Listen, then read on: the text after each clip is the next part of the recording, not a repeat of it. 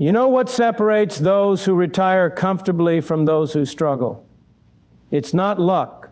It's not timing.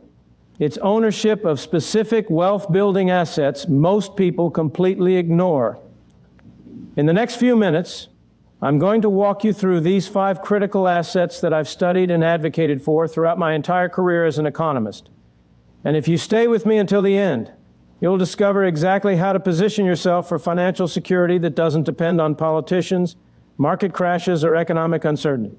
So before we dive in, do me a favor, hit that like button, subscribe if you haven't already, and tell me in the comments where you're watching from, because I want to know how many of you are ready to take control of your financial future the way free markets intended.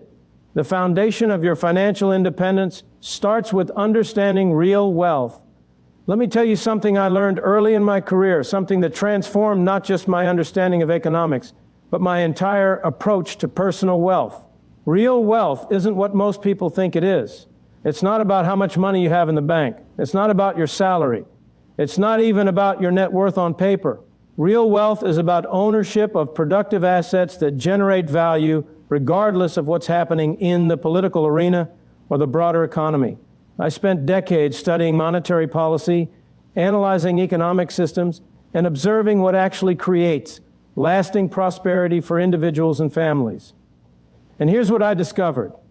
The people who retire with genuine security, the ones who aren't worried about inflation eating away their savings or government policies destroying their purchasing power, they all have something in common.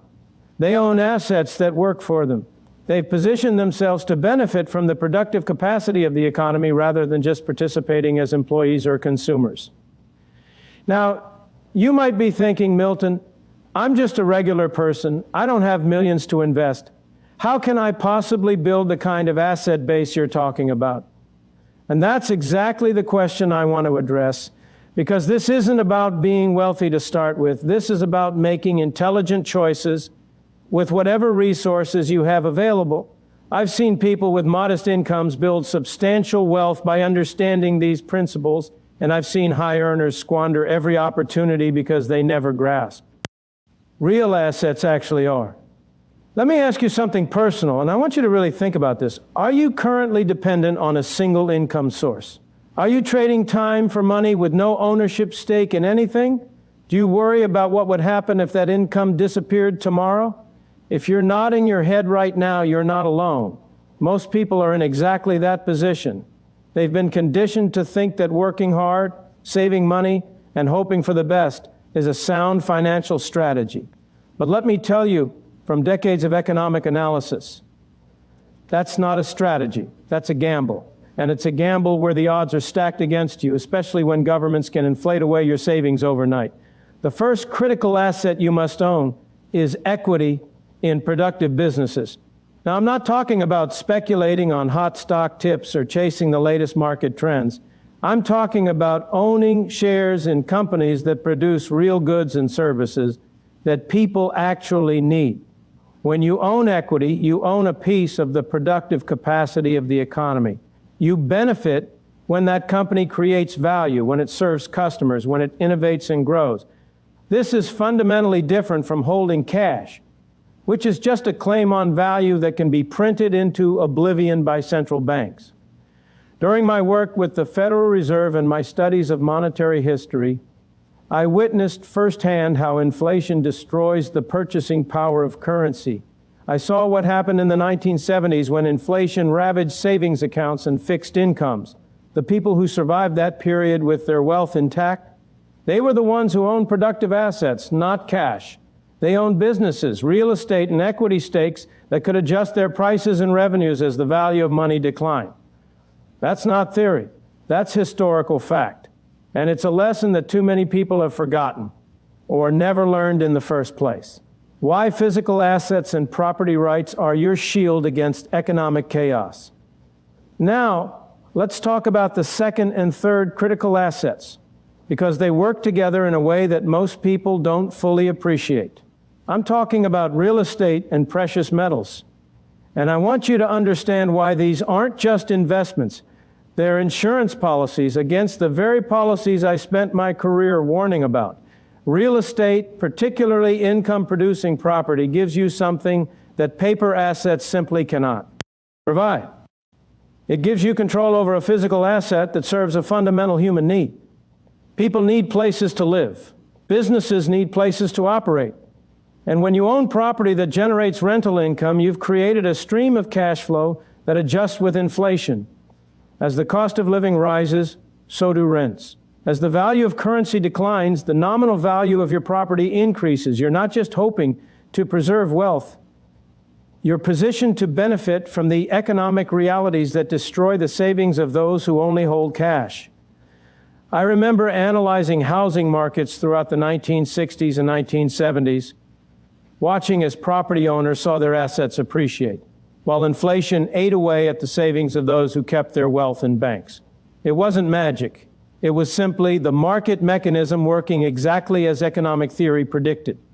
When you increase the money supply, the value of money falls and the price of real assets rises. The property owners understood this instinctively, even if they couldn't articulate the economic theory behind it. But here's what's crucial. This is where many people make a devastating mistake. You must own property that produces income, not just property that sits idle hoping to appreciate. Income-producing real estate gives you cash flow that you can reinvest, that you can live on, that compounds over time. It's not enough to own your primary residence and call yourself a real estate investor. Your home is where you live. It's a consumption item, not an investment. The real wealth building happens when you own property that other people pay you to use. Now, let me ask you another uncomfortable question. What happens to your wealth if there's a currency crisis? What happens if the government's monetary experiments go wrong? What happens if we see the kind of monetary chaos that's destroyed savings throughout history in dozens of countries? This isn't paranoid thinking. This is basic economic reality. Every fiat currency in history has eventually failed. Every single one. The dollar has lost over 95% of its purchasing power since 1913, when the Federal Reserve was created. That's not conspiracy theory. That's documented historical fact from government data. This is why the third critical asset is precious metals, particularly gold and silver. I want to be very clear about something. I'm not suggesting you put all your wealth into gold. I'm not advocating some kind of doomsday scenario where you bury gold, coins in your backyard. What I am saying is that a portion of your wealth should be held in assets that have maintained value for thousands of years. Assets that no government can print. Assets that have served as money longer than any paper currency has existed. Gold is insurance. It's a hedge against the monetary policies I spent my career studying and critiquing. When I analyzed the breakdown of the Bretton Woods system in 1971, when President Nixon closed the gold window and severed the dollar's link to gold, I understood immediately what this meant for savers. It meant that there was now no limit to how much money governments could create. It meant that the purchasing power of every dollar in existence could be diluted at will. And the people who understood this, they protected themselves with assets that couldn't be inflated away. Silver, meanwhile, is both a monetary metal and an industrial commodity. It's used in electronics, solar panels, medical applications, and countless other technologies. This dual nature gives it unique characteristics that make it valuable both as a store of value and as a productive input for the economy. When you own silver, you're positioned to benefit from both its monetary properties and its industrial demand. The final frontier, knowledge capital and business ownership that guarantee your independence. Now we come to the fourth and fifth critical assets, and these are the ones that truly separate financial independence from financial dependence. I'm talking about human capital, your own skills, knowledge, and expertise, and ownership of your own business or income-generating ventures. These are the assets that give you control, that make you independent of employers and government programs, that allow you to create value on your own terms. Throughout my career, I emphasized the importance of human capital in economic development. I saw how education, skills, and expertise transformed individuals and entire societies. But here's what most educational institutions won't tell you. The most valuable knowledge isn't always what you learn in traditional academic settings. The most valuable knowledge is practical, applicable, and directly connected to creating value in the marketplace. It's knowing how to solve problems that people will pay you to solve. It's understanding how to serve customers, how to build systems, how to create products or services that improve people's lives.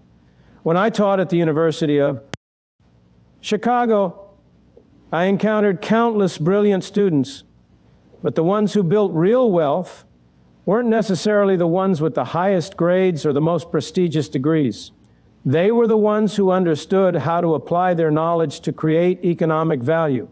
They were the ones who took their expertise and built businesses, consulting practices, investment strategies, or specialized services that people needed. They transformed their human capital into financial capital by serving the marketplace. And this brings me to the fifth critical asset, ownership of your own business or income-generating ventures. This is the ultimate expression of financial independence. When you own a business, you're not trading time for money. You're building a system that creates value. You're developing an asset that can be scaled, that can operate without your constant involvement, that can be sold or passed on to your children. This is wealth creation at its most fundamental level. Now, I know what some of you are thinking. Milton, starting a business is risky.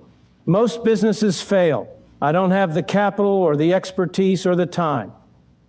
And you're right that business ownership comes with risks. But let me ask you this, is depending on a single employer who can terminate you at any time really less risky?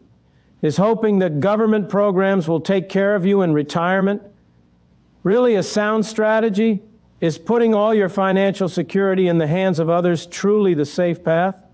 The reality is that the biggest risk in the modern economy is not taking ownership of your income-generating capacity. It's allowing yourself to be completely dependent on systems you don't control. Every single person I've studied who achieved genuine financial independence did so by taking calculated risks to build ownership stakes in productive assets. They didn't wait for permission. They didn't wait until conditions were perfect. They started small. They learned, they adapted, and they built wealth systematically over time. Let me share something with you from my own experience.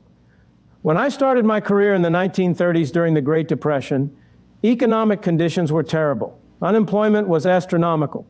The government was implementing disastrous policies that extended the Depression for years. But even in that environment, people who understood economic principles, who owned productive assets, who had skills the marketplace valued, they survived and eventually thrived. The same was true during the inflationary chaos of the 1970s. The same is true in every economic crisis throughout history. The people with ownership, with skills, with productive assets, they weather the storms. Here's the brutal truth that most financial advisors won't tell you. Traditional retirement planning is based on assumptions that may not hold true. It assumes that governments will maintain the value of currency. It assumes that Social Security and pension systems will remain solvent.